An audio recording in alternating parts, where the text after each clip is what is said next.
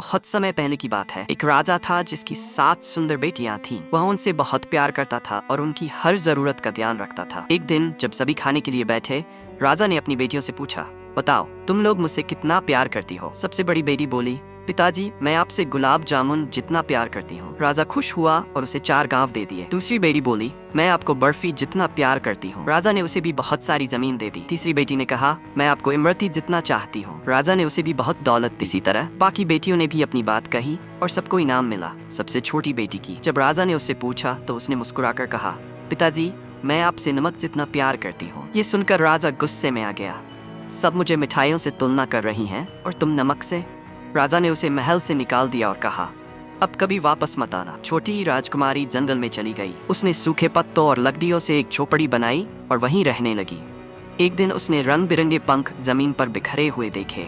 उसने उन्हें इकट्ठा कर सुंदर हाथ के पंखे बना लिए और उन्हें जंगल के किनारे बेचने लगी। लोग आश्चर्यचकित हो गए और पंखे खरीदने लगे। एक दिन एक राजकुमार वहां से गुजरा। उसने इतने सुंदर पंखे पहले कभी नहीं देखे थे और उसने सारे खरीद लिए। फिर उसने राजकुमारी से पूछा, तुम कौन हो? पर राजकुमारी चुप रही। राजकुमार ने उसके नाजुक घायल हाथों को देखा और समझ गया कि वह कोई आम लड़की नहीं है। वह जंगल तक उसका पीछा करता गया और जब सच्चाई पता चली तो वह बहुत दुखी हुआ।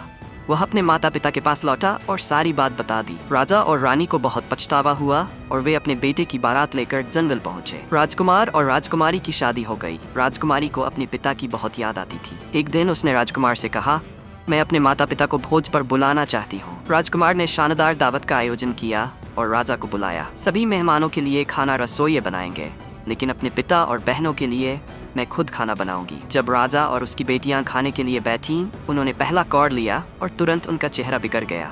ये कैसा खाना है? इसमें तो नमक ही नहीं है। तभी राजकुमारी ने अपना घूंघट हटाया और मुस्कुराकर बोली, पिताजी मैंने कहा था ना कि मैं आपसे नमक जितना प्यार करती हूँ। देखिए बिना नमक के खाने में कोई स्वाद नहीं होता। राजा चौंक गया। उसकी आंखों में आंसू आ गए और उसने अपनी बेटी को गले से लगा लिया।